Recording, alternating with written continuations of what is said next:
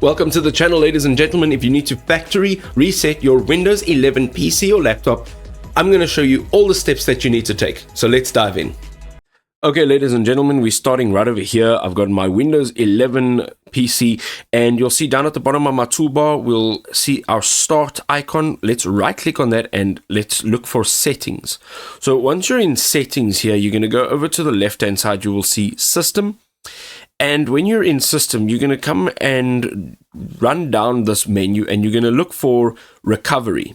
Okay, so let us go into recovery.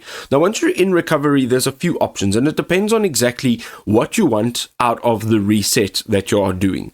So a factory reset, you'll need to go down here and it says reset this PC. So this will allow you to choose to keep or remove your personal files when reinstalling Windows. Now, as long as you have Windows installed on your computer and you're able to do this, you won't have to reinstall Windows or buy another version of it. So that's not a problem. So what you're going to do is click on Reset PC. And here you will have two options, either to keep your files. This will remove the apps and settings, but it'll keep your personal data.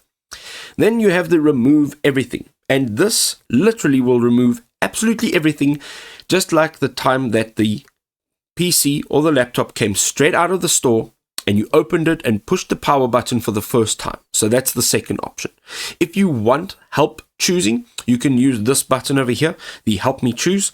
And as you go through both of these options, whichever one you choose, you will be prompted each and every time. So you'll go through the prompts and just select what is most applicable for you. Thereafter, you'll have to set up your PC again, and you can set it up for your own personal needs. I hope this was helpful.